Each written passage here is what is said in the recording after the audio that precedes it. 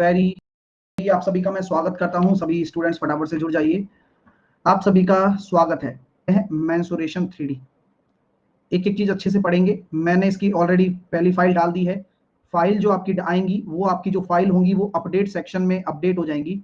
एक अपडेट नाम से सेक्शन होगा, वहां पर आपकी जितनी भी फाइल है वो अपडेट होती रहेंगी, जितनी भी फाइल।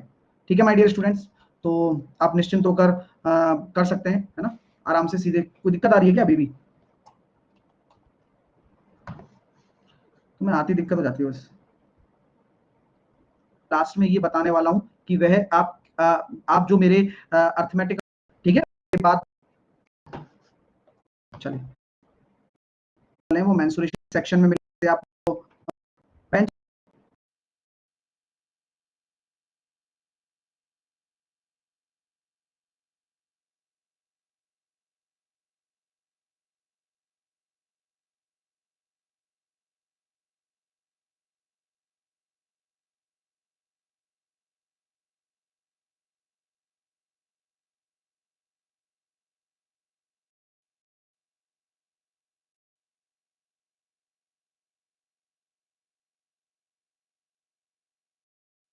ठीक है, अब ओके है ना?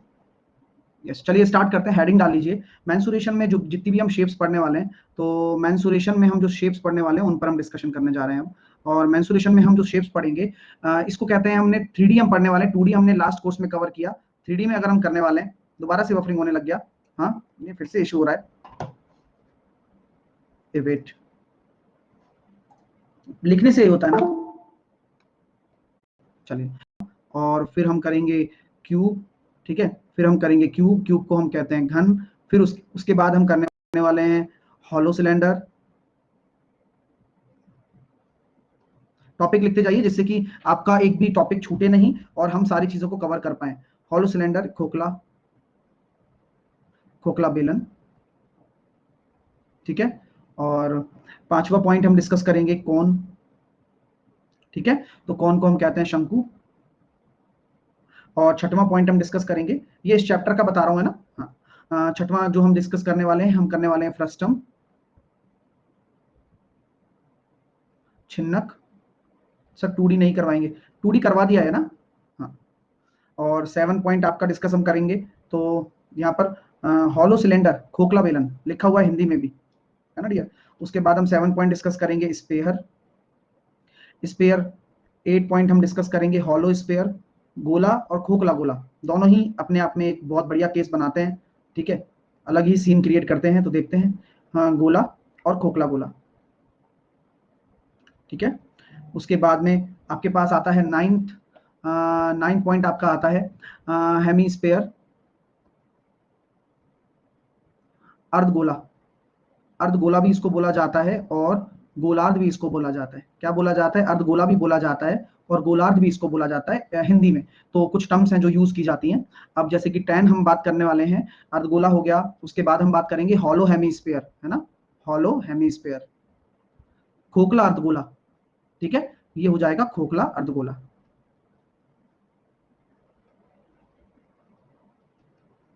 ठीक है, उसके बाद हमारा जो पॉइंट बनता है वो हम डिस्कस करेंगे प्रिज्म।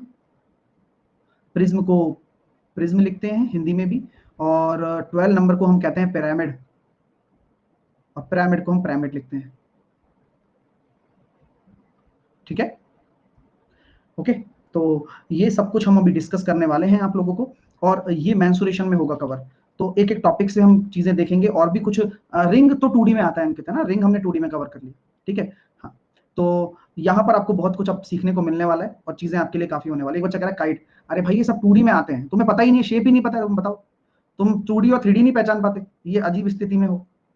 काइट वाइट सब 2D में आता है और 2D में सब पढ़ा दिया गया है ना। चलिए अब चलते हैं आगे, स्टार्ट करते हैं क्यूबॉइड के बारे में। सबसे पहली हेडिंग डाल लीजिए क्यूबॉइड। क्यूबॉइड को हम कहते हैं घनाभ। सब लोग अपनी कोई भी चीज, कोई भी जो भी बच्चा सोच रहा है या किसी भी चीज के बारे में, अब वो सारी चीजें के बारे में सोचना बंद कर दे। इस प्यारे से चैप्टर और इस प्यारे से टॉपिक को आज हम कवर करेंगे। आज मैं घन और घनाभ दोनों पढ़ाऊंगा, पहली बात। दूसरी बात, पूरा मैं डिटेल में डिस्कशन करने वाला हूँ, पूरा एक्सप्लेनेशन देने वाला हूँ। सब लोग का फोकस यहाँ होना चाहिए, कोई फालतू कमेंट नहीं करेगा, अन्यथा कोई रेस्पॉन्स नहीं मिलेगा, क्योंकि उस टाइम केवल पढ़ा रहे होंगे हम। ठीक है ना। अब और क्लास लंबी भी चलेगी, तो कृपया करके कोई ऐसा नहीं करे मुझे जाना है, मुझे ऐसा करना है, मुझे वैसा करना है, जाना है चुपचाप निकल लेना, लिखना नहीं है, ठीक है ना। इससे क्या होता है, फोकस डाइवर्ट होता है आप लोगों का भी और बच्चों का भी और बाकी का, ठीक है। तो जिनको निकलना है वो निकल लेना, लेकिन डाइवर्ट मत करना क्लास को खामोखा, क्योंकि उससे बहुत सारे बच्चों क्या होता है, जैसे भी रख सकते हैं, ऑब्वियस ही बात है, कोई भी 3D शेप तब बना कि वह वो तीनों डायमेंशन में चल रहा है, वो एक्स में भी मूव कर रहा है, वो वाई में भी मूव कर रहा है, वो जेड में भी मूव कर रहा है। अगर कोई भी शेप, कोई भी आकृति आपके तीनों प्लेनों में है, यानी कि जो भी चीज आप देख रहे हो, जो भी आपके सामने है, जैसे कि आपका मोबाइल फोन हो गया, जैसे कि ये माउस हो गया, जैसे कि ये पानी की बोतल हो गई, जैसे कि मैं कोई भी शेप आपके सामने देख रहा हूं और जो हमें दिख रही है, वह सारी शेप हमारी क्या होती है, क्यूबॉइड होती है। कोई बुक देख रहे हो, जो चीज आप देख पा रहे हो, एक हाथ में उठा पा रहे हो या उसके अंदर कुछ डाल पा रहे हो, तो वह सारी की सारी चीजें, बॉक्स वॉक्स सब कुछ आपका क्या है, एक 3D शेप है। अब मैं क्यूबॉइड की बात कर रहा हूं, तो आपकी 3D शेप की पहचान क्या होगी, ये सभी डायरेक्शन में मूव करेगा और 3 डायरेक्शन में मूव करेगा, एक्स वाई जेड में, ठीक है। 3D शेप में अगर हम एग्जांपल के तौर पर लेते हैं, तो आप सबसे खास एग्जांपल ले सकते हैं आपका अपना रूम। ज्यादातर रूम आपके क्या होते हैं, क्यूबॉइड ही होते हैं। आप ले सकते हैं मैच बॉक्स, माचिस का, या फिर कोई भी बॉक्स, ये एक तरीके से क्या होता है, या फिर हम कह सकते हैं ब्रिक, ब्रिक मतलब ईंट, ईंट भी अपने हो गया, माचिस हो गई, या कोई भी डिब्बा हो गया, ये सारे के सारे जो हैं, या कोई भी बॉक्स आपका हो गया, है ना। तो वो सारे के सारे जो एक तरीके से क्यूबॉइड की शेप में आपको दिखेंगे, आप अक्सर आप उसको महसूस कर पाएंगे। तो अगर मैं क्यूबॉइड की शेप को बनाता हूं, तो इस तरह से यह एक रेक्टेंगल पार्ट से बनती है, क्योंकि यहां पर आपकी अलग अलग लंबाई होती है, चौड़ाई भी अलग होती है और ऊंचाई भी अलग होती है। तो यहाँ तीनों पार्ट आप अलग लिखते हैं, इस तरह से आपने एक क्यूबॉइड बना दिया है। तो सबसे अच्छी चीज है, आप अपने कमरे में बैठे होंगे, उम्मीद मैं ऐसी करता हूं, और अपने कमरे में बैठकर आप इस चीज को फील कर सकते हैं। देखिए सर कैसे फील करेंगे, अब मैं दिखाऊंगा। मैं कहता हूं कि मान लीजिए कि मैंने यहाँ कोई एक पॉइंट बना दिया है, तो आप ये देख सकते हैं कि ये वाला जो एक्सिस है, ये एक्स एक्सिस आपका जा रहा है, ये वाला जो एक्सिस है वो वाई एक्सिस आपका जा रहा है, और ये वाला एक्सिस है, ये जेड एक्सिस आपका जा रहा है। तो इसीलिए ये 3D शेप होती है, ठीक है। अब आप अपने कमरे में बैठे हो, तो आप चलो फील करना शुरू करते हैं अपन लोग। हम कमरे में बैठे हैं, तो मैं ये देखा कि ये कमरे का जो नीचे का सरफेस है और ऊपर की छत है, ये दोनों एक ही डायमेंशन में है। यानी कि अगर ये क्यूबॉइड है, तो इसकी लंबाई ऊपर वाली सीलिंग की लंबाई के बराबर ही होगी। यानी कि ये मैं कह सकता हूं कि ये अगर मेरी एल है, तो ये वाला पार्ट भी मेरा एल होगा। अगर मैं देख रहा हूं अब साइड में, तो साइड में जो जा रही है लाइन, साइड में देखिए, ये आपकी विड्थ है कि यार कमरा इतना चौड़ा है, तो ये कमरा जो चौड़ा है ना, ये चौड़ाई को दर्शा रही है, नीचे वाला पोर्शन। तो यहां वो चौड़ाई अगर बी है, तो ये वाले कमरे की ये जो चौड़ाई है, ये भी बी होगी, ये भी बी होगी। अब आती है कि नीचे वाली सरफेस और ऊपर वाली सरफेस के बीच में जो पिलर्स हैं, आप कमरे को देख रहे हो, तो सामने पिलर्स को देखो, 4 पिलर आपके बन रहे हैं, ये चारों आपकी हाइट को रिप्रेजेंट कर रहे हैं। जैसे कि ये हाइट हो गई, ये भी हाइट है, ये भी हाइट है, ये भी हाइट है, ठीक है भाई साहब। डायमेंशन आपको पता लग गई है। अब मैं ये कह सकता हूं, अब हर चीज आप लिख सकते हो। अगर मैं कहूं कि भाई ये एल है, ये एल है, तो ये भी तो एल होगा, और ये पीछे वाली लाइन भी तो एल होगी। ये बी है, तो ये भी तो बी होगा, और ये पीछे वाली ये भी तो बी होगा। तो आपको जानकर के काफी अच्छा लग रहा होगा कि यहाँ पर आप सबसे पहले आप कुछ ना लिखें, आप सिर्फ मुझे ये बताएं आपकी कमरे में कितनी फलक हैं, फेस कितने हैं। अगर मैं इस क्यूबॉइड की बात करता हूं, तो मैं क्यूबॉइड में बात करना चाहता हूं आपके फेसेस की। फेस कितने होंगे, कितने फलक होंगे, काउंट कैसे करेंगे सर। एक आपका टॉप, एक आपका बॉटम, एक आपका राइट हैंड, एक आपका लेफ्ट हैंड, और एक आपके फ्रंट और एक आपका बैक। यानी कि कुल मिलाकर आपके कितने फेस हो गए, 6 फेस हो गए। अगर मैं बात करना चाहता हूं आपकी वर्टेक्स की, तो कितने वर्टेक्स आप इसमें देख रहे हो। वर्टेक्स का मतलब होता है शीर्ष, कि इसके शीर्ष कितने हैं, जहां से ये साइड से निकलकर निकलती जा रही हैं। तो शीर्ष भी हम काउंट करते हैं, आराम से काउंट करो। बहुत सारे बच्चों को वर्टेक्स के बारे में नॉलेज कम होती है, वो पहचान नहीं पाते कि यार वर्टेक्स क्या चीज है। वर्टेक्स वो होता है जो कि एक ऐसा पॉइंट है जहां से उस क्यूबॉइड की सारी फलक जुड़ी हुई है। देखो मैं जो ये ग्रीन पॉइंट्स बना रहा हूं, ये सारे मेरे वर्टेक्स हैं। आप बताओ, क्या आपको ये फील हो रहे हैं, क्या आप सारे कॉर्नर्स को देख पा रहे हो। आप वो वाला कॉर्नर देख पा रहे हो, आप ऊपर वाला कॉर्नर, आप उधर वाला कॉर्नर, आप नीचे वाला कॉर्नर, आप पीछे वाला कॉर्नर, ऊपर वाला कॉर्नर, इधर वाला कॉर्नर और उधर वाला कॉर्नर। तो कुल मिलाकर आपके वर्टेक्स कितने हो गए, 8 आपके वर्टेक्स हो गए। अगर मैं आपसे बात करना चाहता हूं कि वर्टेक्स 8 हो गए, फेस हो गए, अब मैं आपसे बात करूंगा एज कितनी हो जाएंगी। एज, एज मतलब हमेशा होता है कि इस शेप में किनारे कितने हैं, किनारे किनारे या साइड्स बोल सकते हैं, वो कितने हैं। तो आप ये देख रहे हैं ना, देखो 1 2 3 4 5 6 7 8 9 10 11 12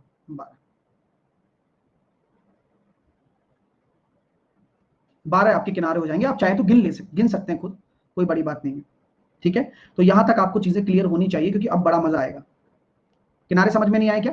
किनारे समझ में नहीं आए?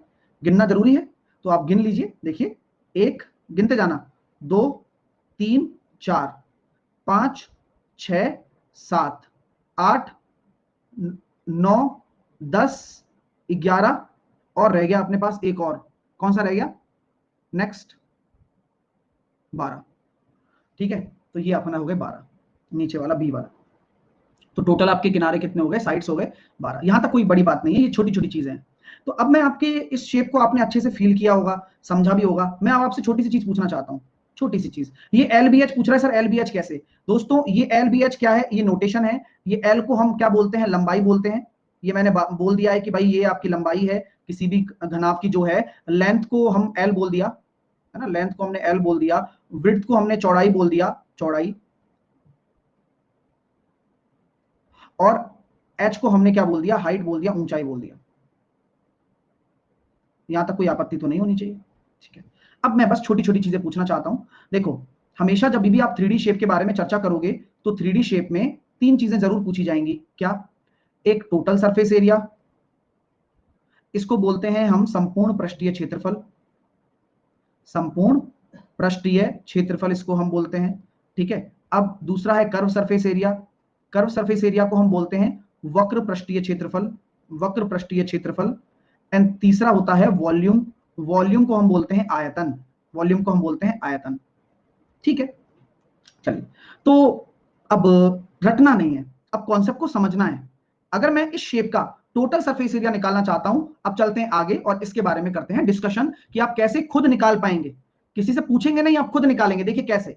मैंने बनाया एक और क्यूबॉइड आप लोगों के लिए, जिससे कि मैं आपको यहां हर एक चीज क्लियर करूंगा।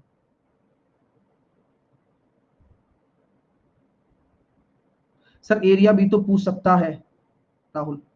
राहुल मीणा, ये एरिया ही तो कहते हैं इसको, total surface area, curve surface area, area ही तो है। वाह यार, तुम अलग ही हो। है मतलब अभी डाउट नहीं आ रहा है तो कुछ भी पूछोगे क्या? चलिए, यहां तक क्लियर है? आगे चलें। चलिए, सब पता चलेगा सारी चीजें। सर देखिए, ये मैंने एक क्यूबॉइड बनाया और इस क्यूबॉइड के बारे में आपको आपने अभी जानकारी दी है हमें कि भाई ये आपकी एल है, ये आपकी विड्थ है और ये आपकी हाइट है। सर किसी को कोई प्रॉब्लम नहीं होनी चाहिए भाई, सिंपल सी बात है, यही होती है। ठीक है, चलिए। तो मैं आपसे एक बात कहना चाह रहा था कि यार अपन को 6 सरफेस मिली। मैं अगर टोटल सरफेस निकालना चाहता हूं तो टोटल सरफेस एरिया पता है कैसे निकालते हैं? आप खुद देखो ना कि सर ये लंबाई है और ये चौड़ाई है, तो इस सरफेस का एरिया कितना हो जाएगा? ये सरफेस जो आपको बॉटम पर दिख रही है, जिसे मैं शेडेड भी अब करूंगा आप लोगों के लिए, ये वाली सरफेस फील करना थोड़ा सा। भाई ये एक तरीके से एक रेक्टेंगल वाला पट्टी तो है। अगर मैं इसको 2D में थोड़ा सा देख रहा हूं तो ये 2D में एक रेक्टेंगल शेप ही तो है। और किसी भी रेक्टेंगुलर शेप का एरिया क्या होता है? लंबाई इंटू चौड़ाई। तो ये लंबाई है, इसकी चौड़ाई ये है, और ये आप जानते हैं यार, ये भी लंबाई ये भी चौड़ाई, तो ये इसका एरिया हो जाएगा लंबाई इंटू चौड़ाई। ठीक है माय डियर? ठीक है। अभी मैंने जस्ट आपको सिखाया कि भाई अगर ये नीचे ऐसी है जिसका एरिया ये है, तो ये भी तो समान एरिया की होगी, क्योंकि दोनों की डायमेंशन सेम है। जमीन और छत दोनों ही सेम डायमेंशन की होती हैं। बोले ठीक है, यानी कि आप जब इसका एरिया निकाल रहे हैं तो इसका एरिया भी आपका क्या रहेगा? यही रहेगा, लंबाई इंटू चौड़ाई। तो बोले ठीक है गुरुजी, यानी कि यहाँ भी लंबाई इंटू चौड़ाई आ गया। मैंने कहा हाँ यार, एक एक चीज बताना जरूरी भी है, तो इसलिए पूरा बताया भी जाएगा। ठीक है। अब मैं आपसे कह रहा हूँ यार, ये बताओ ये वाली जो सरफेस है, ये इसका एरिया क्या होगा? इस साइड वाली का दिमाग लगा कर बताना ऐसे ही, मतलब देखो, रट लोगे तो बात ही नहीं है कुछ, और वो हो भी जाएगा अपने आप। लेकिन आज समझ लो, कोई टाइम नहीं, दिक्कत नहीं है, समझने आए हो तो समझो भी। तो भाई देखो सर, देखो ये बी है और ये एल है, इनमें तो केवल यही है ना लंबाई चौड़ाई। अब इसके लिए, इस वाली रेडनेस वाली के, रेड वाली के लिए ये और ये सेम है, तो यहां मैं कह सकता हूं सर देखो L into H, sorry B into H, B into H. क्या मैं कह सकता हूं ये भी तो वही है सेम, ये भी तो सेम वही है। ये वाली ऐसे बना देता हूं, ये वाली ये वाली है ना, ये सेम ही है। ये तो ये भी हो जाएगा आपका बी इंटू एच प्लस। अब कौन सा बच रहा है? फ्रंट वाला। एक फ्रंट और एक बैक, एक फ्रंट और एक बैक बच रहा है, और उसकी डायमेंशन क्या है? ये एल और ये एच। देखो ना, यही तो बचा है, एल और एच वाला। इसको मैं अगर ग्रीन से भी कर देता हूं तो ग्रीन पोर्शन का देखो अब एरिया कितना हो जाएगा आपका। ग्रीन ग्रीन वाला अगर आप देखते हो तो ये ग्रीन वाला भी एक रेक्टेंगल बन रहा है, देखो सामने वाला, जहां पर आपकी लेंथ आपको एल दे रखी है और ऊंचाई में जो आपको लेना है एच लेना है, जो कि एज ए विड्थ काम आने वाला है। तो ये हो गया एच एल, और ये और पीछे वाला, ये पीछे जस्ट पीछे इसके बिल्कुल पैरेलल, तो यहां सर आपके सामने जो एल एच आया वो भी 2 बार आ जाएगा। अब मेरी बात को सुन लिया, समझ लिया आप लोगों ने? बोले सर ठीक है। यानी कि टोटल सरफेस एरिया जो आपके सामने क्या निकल कर आया, वो इसी इसी वजह से ऐसा निकल कर आता है, 2 गुणा लंबाई इंटू चौड़ाई, चौड़ाई इंटू ऊंचाई, और ऊंचाई इंटू लंबाई। नोट डाउन करो, और किसी को कोई इशू है तो उस इशू को भी रिजॉल्व कर लो हाथ के आती। और इसी के साथ साथ अब सारी चीजें आपकी सॉल्व हो जानी है। अब मैं आपसे बोलूंगा curve surface area. Curve surface area को क्या बोलते हैं? वक्र पृष्ठीय क्षेत्रफल। वक्र पृष्ठीय क्षेत्रफल। जब कभी भी किसी भी 3D शेप का आप कर्व सरफेस लोगे तो उसके टॉप और बॉटम वाले हिस्से को छोड़ दिया जाता है। मैं दोबारा लिखता हूं कि कर्व सरफेस एरिया का असली मतलब, कर्व सरफेस एरिया का रियल मीन यही है कि, कर्व सरफेस एरिया का रियल मीन यही है कि उस उस उस शेप के टॉप और बॉटम, टॉप एंड बॉटम को कंसीडर ना करो, बस उसको छोड़ दो। मतलब अगर टॉप और बॉटम को आप छोड़ देते हो तो बचा हुआ जो पार्ट होगा वही आपका कर्व सरफेस एरिया होगा।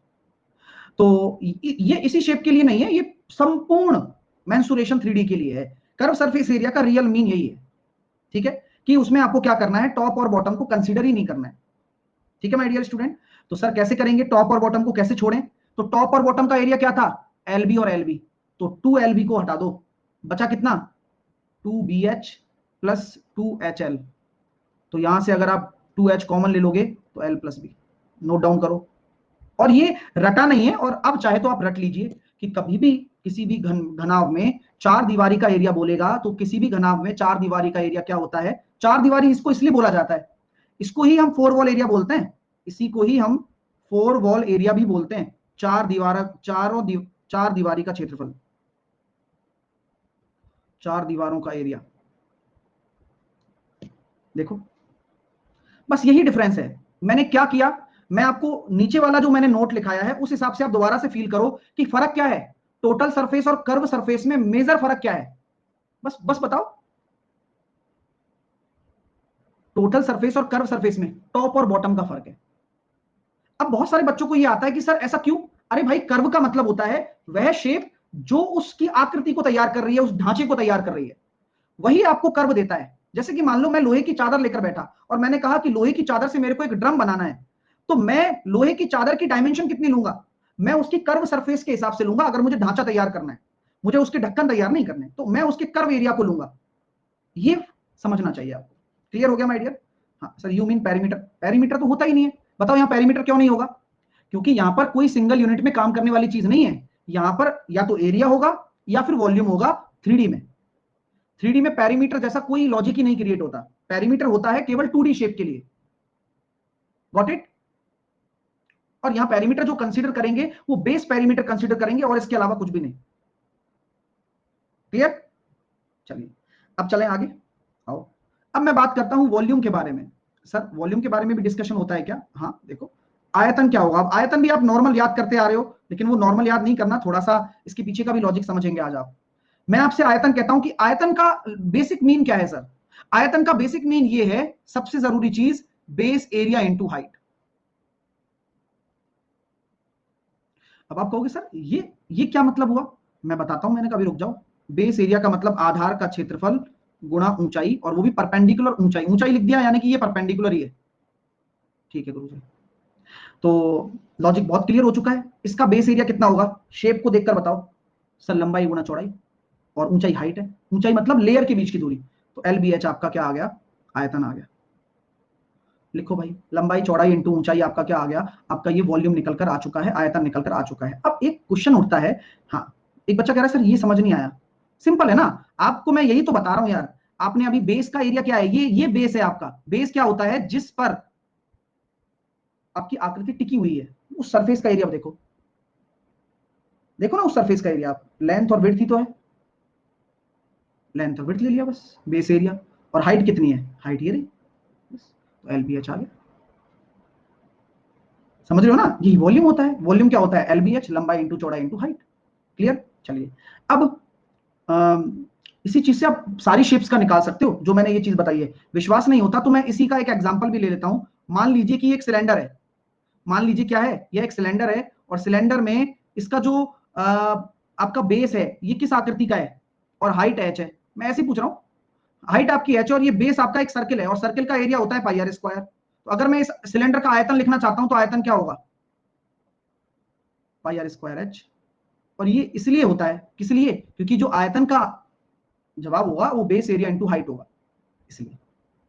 तो देखो, अब कई बच्चे कहेंगे सर कौन का क्यों नहीं, क्योंकि कौन एक सिमेट्रिक आकृति नहीं है। जब आप किसी को आधार के सापेक्ष काटो, और ये कब लगता है, ये तब लगता है, ये तब लगता है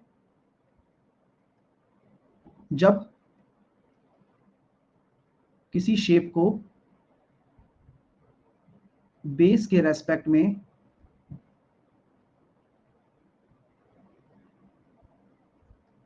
काटने पर वो सिमेट्रिक हो, सिमेट्रिक हो। क्या अब आपका कौन जो शेप आती है, क्या ये सिमेट्रिक है, नहीं, इसलिए ये एसिमेट्रिक हो जाता है। इसलिए यहां पर बेस एरिया इंटू हाइट नहीं लगता है ना। ये छोटी छोटी चीजें हैं, लेकिन सब समझ में आएगा आप लोगों को। और यही तो सबसे अच्छी क्वालिटी है कि हर चीज को हम समझ पाए तो ज्यादा बेटर हमारे लिए हो जाएंगे। सिमेट्रिक मीन मतलब सममित है ना, सिमेट्रिक मतलब होता है सममित आकृति, जो कि बीच में से यहां से भी मैं इसको अगर कट कर दूं तो बेलन ही रहेगा। समझ में आई बात, अगर मैं क्यूबॉइड को मैं यहां से कट कर दूं तो भी ये क्यूबॉइड ही रहेगा, सिमेट्रिक है। चलिए समझ में आया, छोटी सी चीज थी लेकिन बताना जरूरी है। अब चलते हैं थोड़ा सा आगे, थोड़ा सा डिस्कशन और भी होगा अब, और वो डिस्कशन भी बढ़िया होने वाला है। कर्व चलिए अभी हम धीरे धीरे सब पर आएंगे, पहले हम क्यूबॉइड पे डिस्कशन कर रहे हैं तो उसके आसपास के सारे डाउट डिस्कस करते चलेंगे। ये मेरे पास एक क्यूबॉइड है, दिख रहा है, दिख रहा है भाई। ये जो भी बच्चे पढ़ रहे हैं ना, नोट सब बना लेना, क्योंकि जब मैं क्वेश्चन कराऊंगा तो एक भी चांस नहीं दूंगा कि आप ये सोच लें कि फिर फॉर्मूले लिखा दिए जाएंगे। बिल्कुल नहीं लिखाए जाएंगे बार बार फॉर्मूले, क्योंकि एक बार लिखा दिए तो यही आपके सबसे बढ़िया नोट्स बन रहे हैं। इससे बेटर नहीं हो सकता कुछ भी। तो लंबाई है, और ये आपकी मैंने बोला था कि यार ये चौड़ाई है और ये ऊंचाई है। ठीक है, समझ में आ रहा है बात। मैं आपसे कह रहा हूं कि अगर मैं किसी एक वर्टेक्स को पकड़ लेता हूं तो इस वर्टेक्स से कितने फलक जुड़े हुए हैं, आप बताएं। एक ही वर्टेक्स से कितने फलक जुड़े हुए हैं आपके। तो मैं इस एक सिंगल वर्टेक्स की बात कर रहा हूं, तो इस सिंगल वर्टेक्स से मेरे पास 3 फेस हैं, 3 फेस, 3 फलक कनेक्टेड हैं, 3 फलक। कौन कौन से, मैं अगर शेप A1 मान लेता हूं, एक एक फलक A1 मान लेता हूं, और उसका एरिया पूछना चाहता हूं आपसे कि फलक एक का क्षेत्रफल बताओ, अगर दूसरा फलक लेते हो तो उसका एरिया बताओ, और तीसरे फलक का भी एरिया बताओ। तो बताओ भाई, जो तीनों आपके फेसेस हैं उनका एरिया क्या होगा। देखो सर, ये नीचे वाला जो फलक दिख रहा है आपको, दिखा देता हूं पूरा, आप भी शेडेड कर लो फटाफट से, आपको टाइम मिल रहा है, फिर बाद में मत कहना बैक बैक। एक ये सरफेस हो गई, देखी, और एक ये सरफेस हो गई,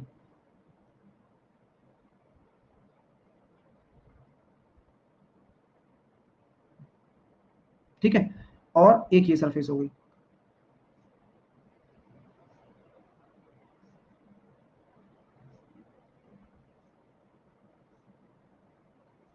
क्या ये तीनों सरफेस, और हर पॉइंट पर, जरूरी नहीं कि ये वाला लेना है, हर पॉइंट पर ये तीनों एक साथ ही मिल रही हैं, देखो ना। तो इनका एरिया क्या हो जाएगा, अगर मैं नीचे वाले को एल बी मान लेता हूं, उसका एरिया हो गया, इसका हो गया बी एच, और इसका हो गया H L.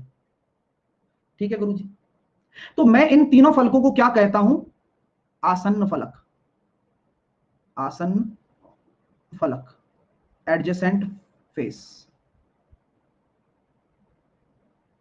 Adjacent face. Please feel करिए।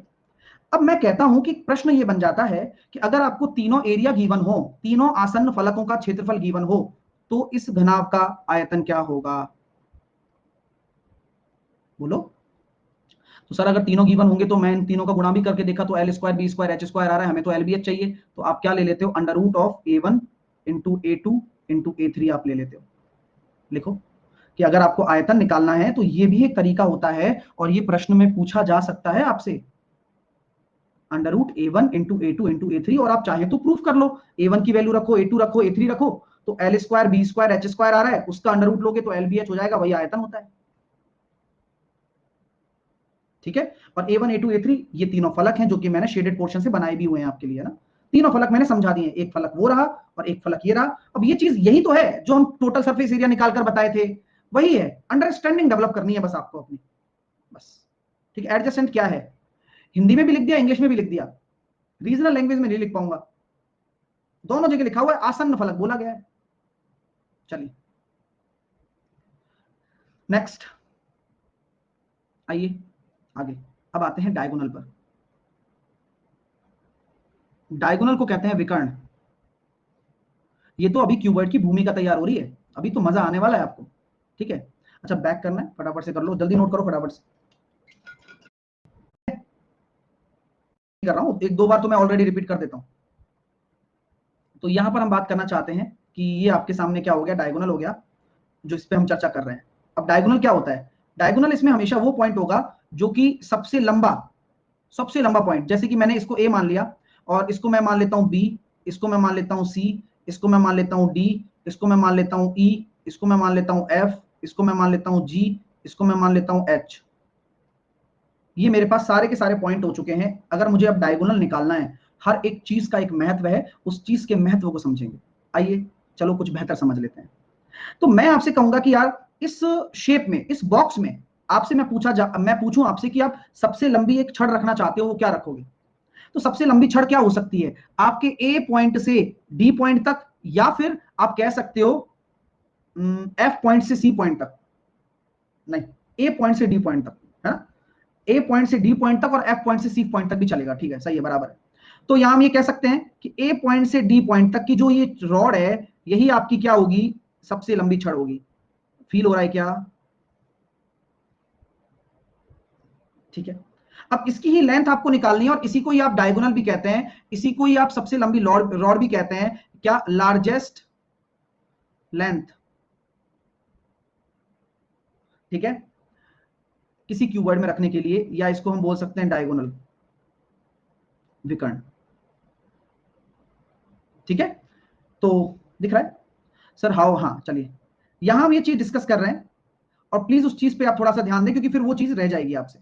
मैंने कहा कि भाई कैसे निकालें, भाई लेंथ निकालनी है, एडी निकालना है, एडी निकालना है, तो ये ए बी कितना है मेरे पास, ए बी मेरा एच है, हाइट, यही होता है, हाइट ये। ठीक है, मैं बीडी निकालना चाहता हूँ, बीडी कैसे निकलेगा बताओ, कौन बताएगा?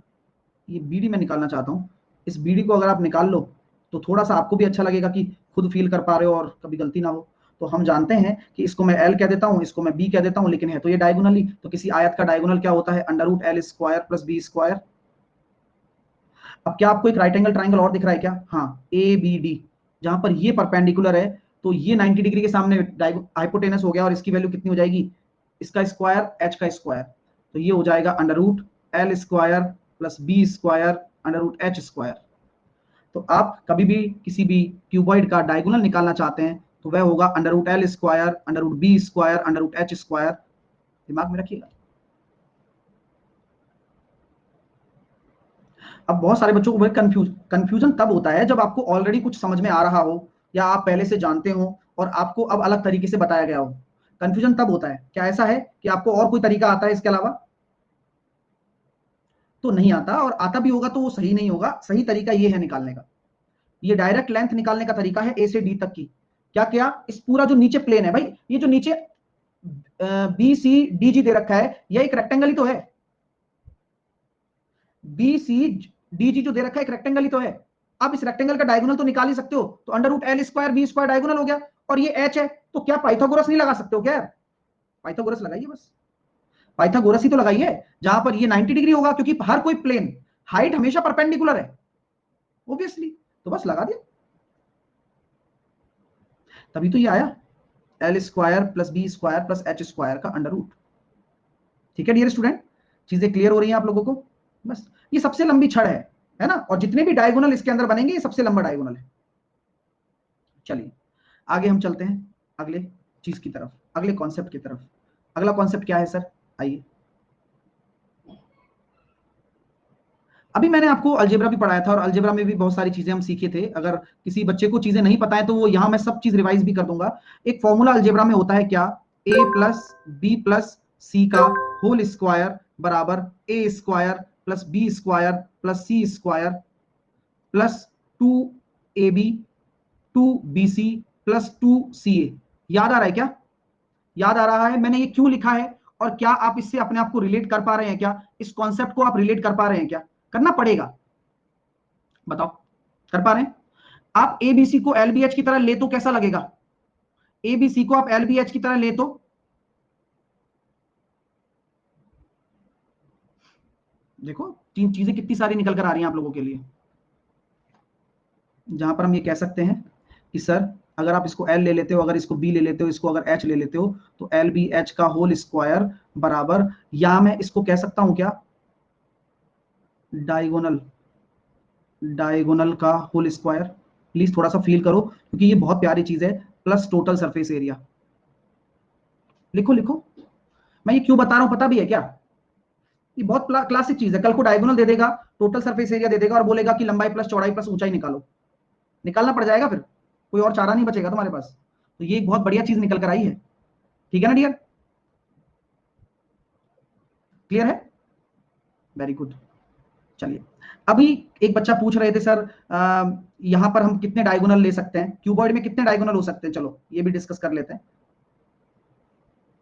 ये मैंने क्यूबॉइड बनाया और इसमें कितने डायगोनल हैं, आराम से बताना।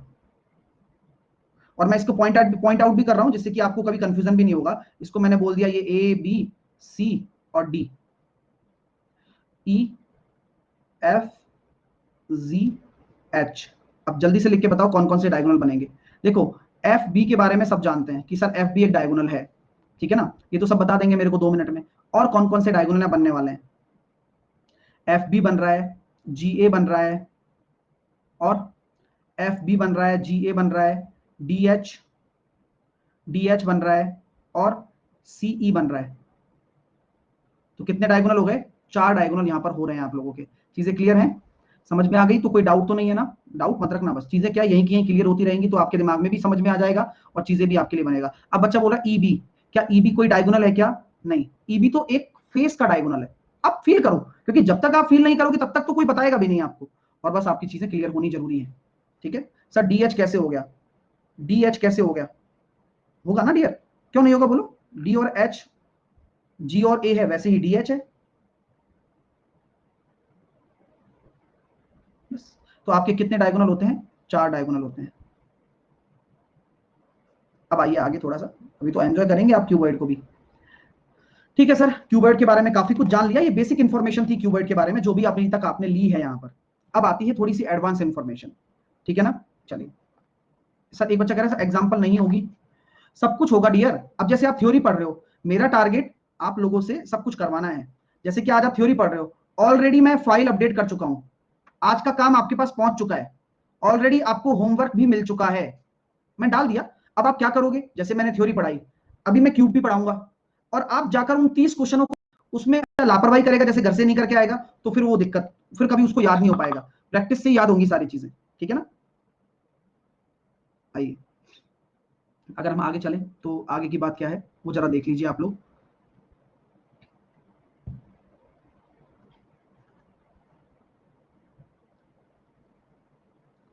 वो मैंने स्टार्टिंग में बता दिया है कहां मिलेगी फाइल सर। ये जो बच्चा पूछ रहा है कहां मिलेगी फाइल, ये उसमें भी आया था, क्या नाम है, इंट्रोडक्शन सेशन में, वहां भी उसने पूरे कहां मिलेगी फाइल। मतलब सब कुछ बताने के बाद तुम 10-10 बार एक ही चीज को पूछते हो, ऐसा क्यों करते हो बताओ तो सही। मतलब इतनी, मतलब क्यों? चलिए भाई, ना बताऊं तो है, अगर जब मैं बार बार बता रहा हूँ चीजें अच्छे से, सारी चीज क्लिक आती बता दिया। चलो, अब मैंने कहा कि यार ये एक मेरे पास क्या है, एक बॉक्स है। बॉक्स है भाई। अब बॉक्स में क्या होता है, बॉक्स के ऊपर आपके ढक्कन भी लगे होते हैं। अब कई बिना बॉक्स का होता है, ठीक है। अब मैं ये कहता हूं box with closed top, box पर ढक्कन लगा है, बॉक्स पर क्या है, ढक्कन लगा हुआ है, क्लोज बॉक्स है, ठीक है। अब फील आएगा आपको क्योंकि देखो, आपने कभी भी संदूक देखी होगी, देखिए घर में संदूक, ट्रंक, है ना, वो तो चलो ट्रंक तो थोड़े क्या पतले होते हैं, लेकिन एक्चुअल में तो कुछ ना कुछ तो मोटाई होती है लोहे की। लकड़ी के देखे हैं आपने, लकड़ी के, तो लकड़ी की कुछ ना कुछ मोटाई होती है, आपने ध्यान से देखा होगा। तो आपको याद आ रहा है कि भाई अगर मान लीजिए कि कोई ट्रंक है, तो उस ट्रंक में ये जो, मान लीजिए मैं यहाँ एक एक बॉर्डर बना रहा हूं, उस बॉर्डर के माध्यम से आपको ये समझाऊंगा कि भाई ये लकड़ी का एक बॉक्स है, मान लो ये मैंने एक बॉर्डर बना दिया इस तरह से।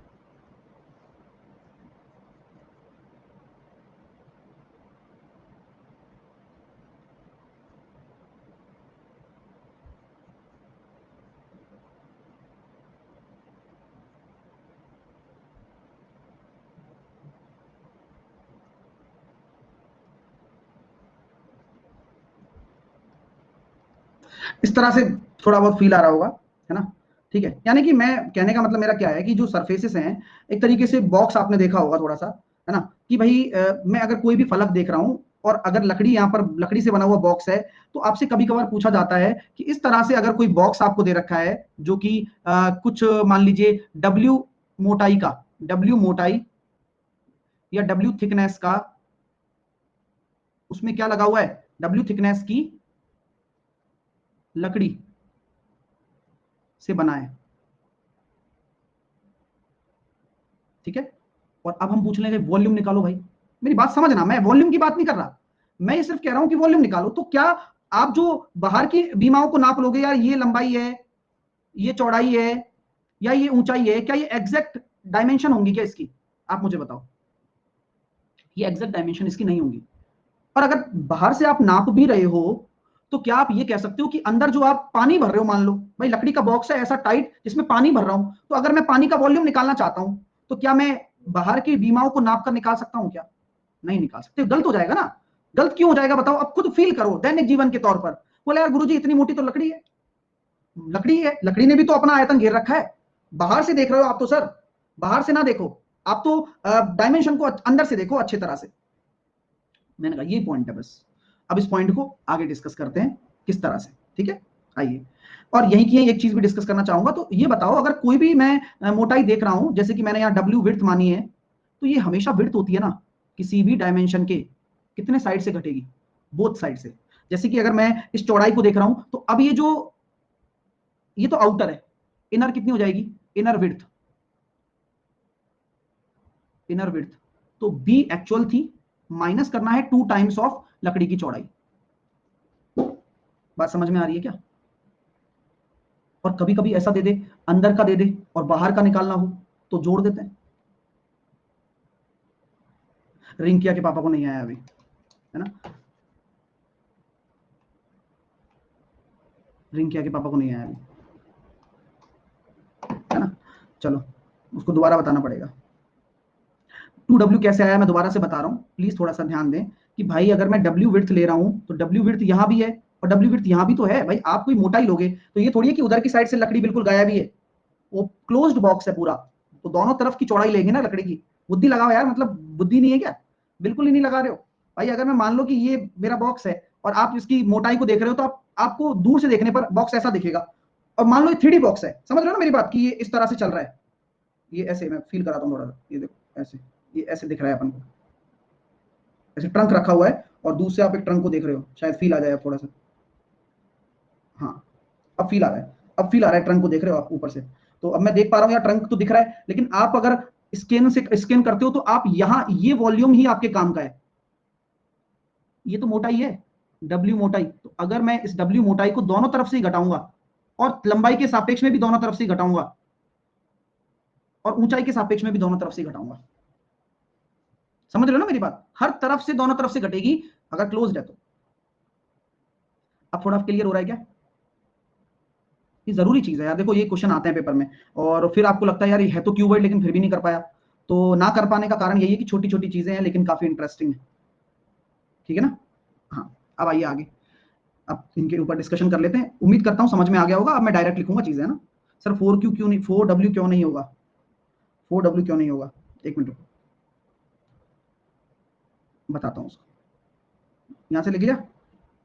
चलिए 4W कैसे होगा भाई, मान लीजिए कि ये मेरी लंबाई है और मान लीजिए कि ये ऊंचाई है उस ट्रंक की या बॉक्स की। 4W कैसे होगा, इस लंबाई को अगर मैं इस अंदर वाले की लंबाई निकालना चाहता हूं, अंदर वाले की, तो W इधर से घटेगा, W इधर से, और W और W 2W होता है यार।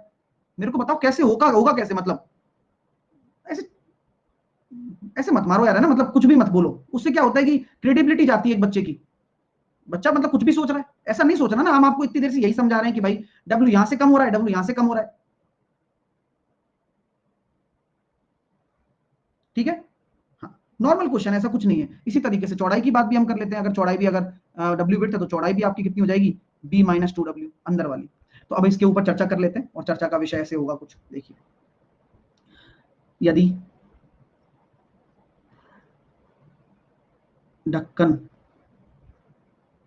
लगा बॉक्स है, यदि ढक्कन लगा बॉक्स है, यानी कि एक बॉक्स है, बॉक्स हैविंग क्लोज्ड टॉप, तो मैं बस आपसे छोटी छोटी चीजें पूछूंगा। Outer outer length, inner length, outer width,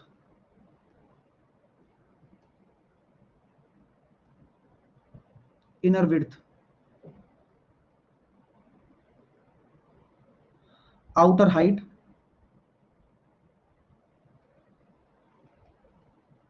inner height,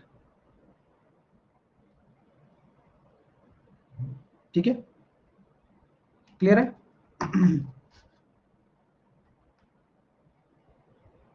Aniket कह रहा है तो सिर्फ एलबीएच क्यों है वॉल्यूम के लिए साहिल सर। एलबीएच इसलिए है डियर, मान लो आप कोई कुएं में कूद गए, टैंक में कूद गए मान लो, जैसे कि ये टैंक है, अब इस टैंक में आप कूदे, यहाँ अंदर आप खड़े हो, और आपसे कहा गया भाई नाप नाप नाप वॉल्यूम कितना है, तो आपने क्या किया, अंदर अंदर ही अंदर की सरफेस ले ली कि भाई ये लंबाई है, ये चौड़ाई है, ये ऊंचाई है, तो आप एलबीएस से सीधा सीधा गुणा करके टैंक का आयतन बता सकते हो।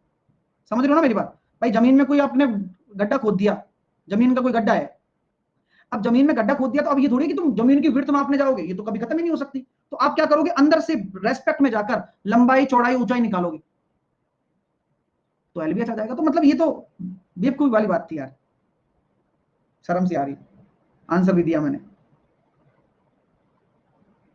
नहीं, चलो अब आगे, क्या पूछ लिया तुमने यार, आओ।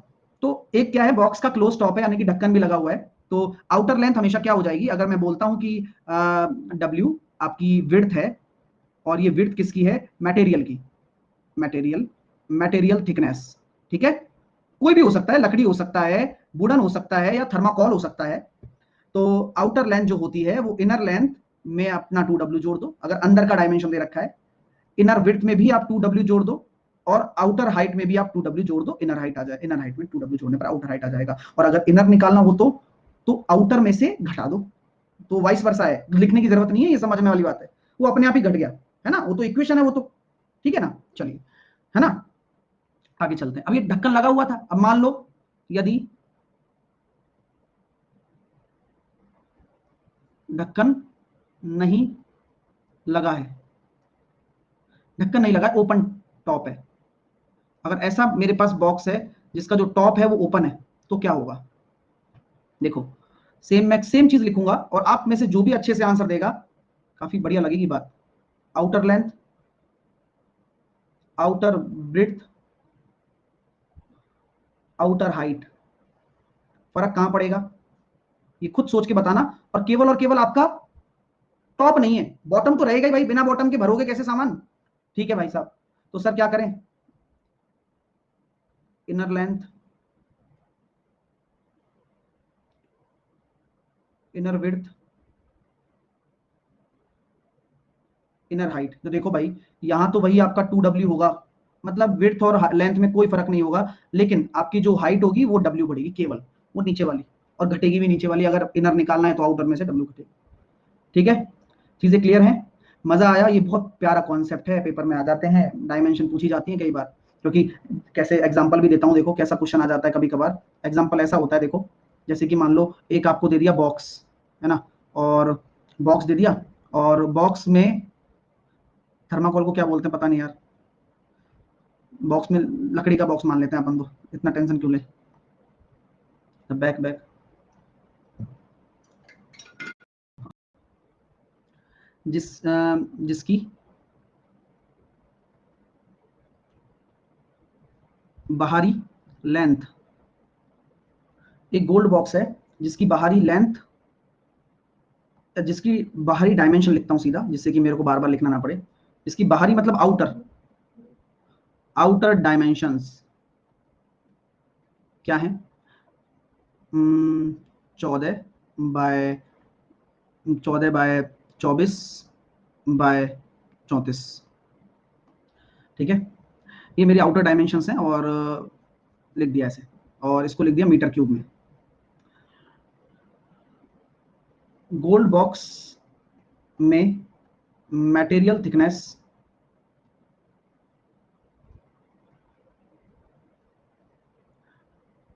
2 मीटर है। मटेरियल थिकनेस कितना है, 2 मीटर, मोटा मतलब बॉक्स है, 2 मीटर थिकनेस रखता है, 2 मीटर है। तो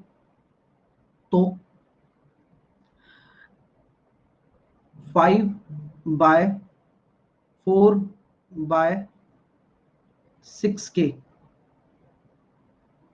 कितने बॉक्स इसमें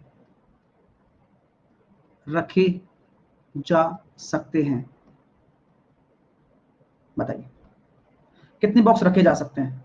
और ये क्लोज्ड बॉक्स है भाई, सोने का बॉक्स खुला क्यों रहेगा, क्लोज्ड है।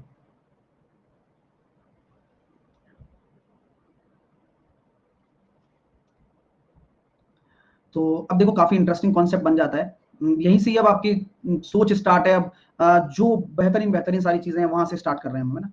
देखिए, तो सर क्या करने वाले हैं, अब सर ये करने वाले हैं कि देखो भाई, मैं ये कहता हूं कि ये जो मेरी डायमेंशन है ये आउटर डायमेंशन है, लेकिन अगर मुझे ये बॉक्स रखने हैं तो मुझे आउटर डायमेंशन से मतलब है क्या, आप मुझे खुद बताओ। आप फील करो, क्योंकि जब तक आप इसका सॉल्यूशन दोगे तो आपको ये फील आना चाहिए कि यार हाँ, इस आउटर डायमेंशन से मेरा क्या लेना देना यार, इस लंबाई बाई चौड़ाई बाई ऊंचाई से मुझे क्या लेना देना, ये तो आउटर है। मुझे तो इनर डायमेंशन चाहिए, क्योंकि मैं इनको प्लेस करना चाहता हूं। तो मैं क्या करूंगा, 2W घटाऊंगा, यानी कि 4 इसमें से, 4 इसमें से और 4 इसमें से, यानी कि ये एग्जैक्ट मेरी इंटरनल डायमेंशन आ गई 10 बाई 20 बाई 30। अब मुझे इनसे मतलब है, यानी कि मुझे अंदर का वॉल्यूम पता लग गया कि ये इनर वॉल्यूम हो गया भाई, ये मेरा इनर वॉल्यूम हो गया, ये निकाल दिया। अब इसी वॉल्यूम में इस माप के कितने आप रख सकते हो, तो वही निकालने के लिए क्या करते हैं, कितने बॉक्स आप रख सकते हैं, एन। तो हमेशा क्या करोगे, बड़ा वॉल्यूम, बिग शेप वाला वॉल्यूम अपॉन स्मॉल शेप। तो बिग वाला कितना है 10, लार्ज अपॉन स्मॉल लगा दो, 10 बाई 20 बाई 30 अपॉन छोटे छोटे बॉक्स कितने हैं जो अंदर रखने हैं, वो तो रखने ही है क्योंकि उसी आयतन में रखने हैं, तो आप डायरेक्टली 5 बाई 4 बाई 6 के रखने हैं, कितने आ जाएंगे। तो 5 दूनी 10, 4 पंजे 20 और 6 पंजे 30, 25 दूनी 50। तो आपका राइट आंसर कितना होगा, 50 होगा, 60 नहीं होगा। तो आप ऐसे 50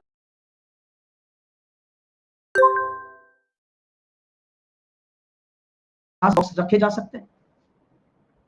अब एक बच्चा को 4 क्यों घटाया, 4 क्यों लिया, 4 क्यों लिया, अब इन बच्चों का क्या करूं, आप ही बता दो भाई, क्या लिया तुम बताओ, जिनको ये समझ में नहीं आ रहा कि 4 क्यों लिया, तो यार इतनी देर से क्या बोल नहीं सकता, करा रहे हैं क्या।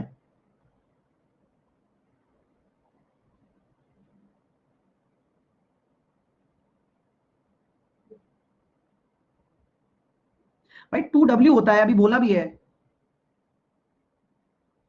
2W होता है। आप समझो ना इसको, 4 क्यों घटाया, कि 2 मीटर की विड्थ है, तो यहां पर हम 4 घटा देंगे। फोकस रखो तभी तो दिक्कत नहीं होगी ना यार, वरना फिर पीछे चलते चलते चले जाओगे तुम लोग, पीछे होते चले जाओगे यहीं से। तो इसलिए ध्यान दो, अभी चीजें सीख लोगे तो कभी जिंदगी में दिक्कत नहीं आएगी।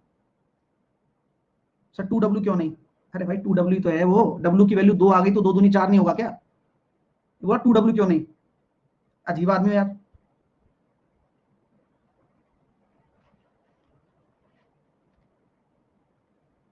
चलिए आगे चलते हैं, चीजें क्लियर हुई यहाँ तक आप लोगों को। अभी तो ये चीजें बहुत प्यारी होने वाली हैं, अभी इन्हें अब हम फटाफट से क्यूब को भी डिस्कस कर लेते हैं, जैसे कि आप प्रश्न की जो हमने फाइल है वो भी डिस्कस कर लो, लेकिन अभी क्यूबॉइड और क्यूब के कंसेप्ट चलेंगे, कल कंसेप्ट और भी बाकी हैं और फिर फाइल भी डिस्कस करेंगे, ठीक है ना। तो क्यूब घन, ये घन आसान है, घन तो आसान ही होता है वैसे, क्योंकि इसमें टेंशन नहीं है इतनी। तो घन की थ्योरी देखिए,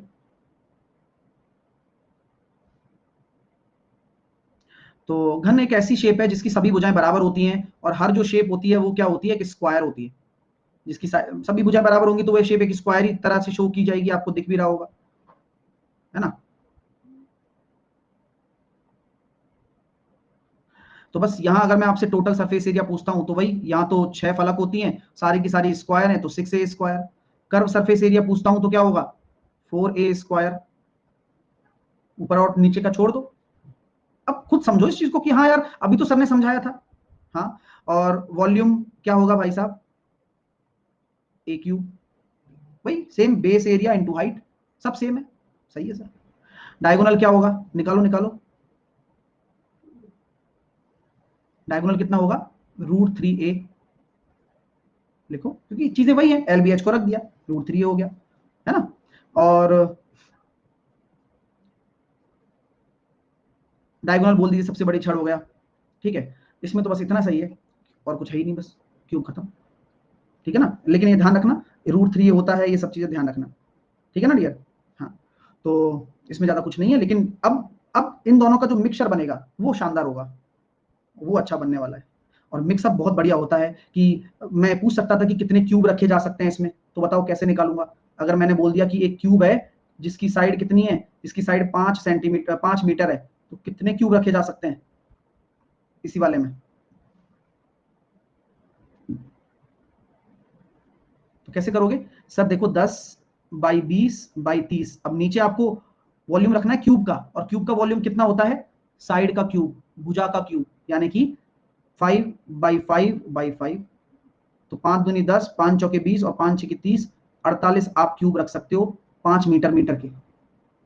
तो ये छोटी छोटी चीजें बहुत काम आएंगी। अब इनको मिक्स अप हम करने वाले हैं कल, जो नेक्स्ट कॉन्सेप्ट होंगे, जब मैं इससे निकालकर कितना स्तर ऊपर उठेगा, किसी क्यूब को डिबो दूंगा, ये सब। ठीक है, आज मैंने आपको क्यूब और क्यूबॉइड आपको पढ़ाया, उम्मीद करता हूं अच्छे से समझ में आ गया होगा। एक बार और रिवाइज कर लीजिए, जब भी कोई विड्थ, आप इनर विड्थ और आउटर विड्थ के बारे में डिस्कशन हो, मटेरियल दे रखा हो कोई थिकनेस वाला, तो आप हमेशा 2W घटाएंगे। अगर क्लोज्ड है तो सब में से 2W घटेगा, अगर ओपन है तो हाइट में से नहीं घटेगा, केवल 1W ही घटेगा। दूसरी चीज अगर मैं बात करूं तो ये एक रिलेशन होता है अलजेब्रा वाले फॉर्मूला का, जिस पर आप अपना जोर बना सकते हैं, जहां पर आपको L+B+H का होल स्क्वायर डायगोनल के square plus total surface area के आपको बराबर करना होता है। ठीक है माय डियर। डायगोनल की अगर हम बात करें तो डायगोनल आप इस तरह से निकाल सकते हैं, ये मैंने पूरा प्रूफ आपको बता दिया। ठीक है डियर, ठीक है ना। यहाँ पर वॉल्यूम का एक और फॉर्मूला होता है जिसका आप यूज कर सकते हैं अगर आपको आसन्न फलक दे रखी हो। वॉल्यूम आप निकाल सकते हैं क्यूबॉइड का LBH से। ठीक है, और टोटल सरफेस एरिया और कर्व सरफेस एरिया। आज का होमवर्क आपको मिल चुका है। अब आप अपने होमवर्क को कर लीजिएगा, जो भी विद्यार्थी मेरे देख रहे हैं सेशन को, होमवर्क को अब जाकर कर लेना है, जब भी आपको नाइट में टाइम मिले कभी भी, लेकिन रात में आप होमवर्क को एक बार करके सोना। मैंने उसमें आंसर की भी डाल दी है और सॉल्यूशन भी डाल दिए हैं। हालांकि कोई दिक्कत आएगी नहीं, लेकिन दिक्कत जो भी आएगी उन्हें हम एक बार डिस्कस भी करेंगे क्लास में। ठीक है माय डियर। हाँ, और रही बात ग्रुप की, बहुत सारे बच्चे बोल रहे हैं, उसके लिए मैं बना रहा हूँ, नाम सोच रहा हूँ, है ना। तो मैं आपको बता दूंगा कि कैसे उसको जनरेट करना है, लेकिन उसके लिए थोड़ी सी मशक्कत करनी पड़ेगी, क्योंकि इस बार वो केवल पढ़ने वाले बच्चों का रहेगा, तो उसके लिए थोड़ी सी मशक्कत आपको 1-2 दिन की होगी। लेकिन एक एक करके मैं खुद पर्सनली आपको जोड़ने वाला हूँ उसमें। मैं कोई भी लिंक अप नहीं करने वाला हूँ कि लिंक दे दिया हो जाएगा, ऐसा नहीं, पर्सनली मैं जोड़ूंगा। ठीक है ना, तो ऐसा है। तो ठीक, अपना ध्यान रखें, और इतना कोई ब्रॉड लेवल पर नहीं है कि आप परेशान हो, ऐसा कोई दिक्कत नहीं है। कोई भी डिस्कशन हो तो आप सपोर्ट वाले पर मेरे को मैसेज कर सकते हैं, जो साहिल सर सपोर्ट नाम से है ना, उस पर।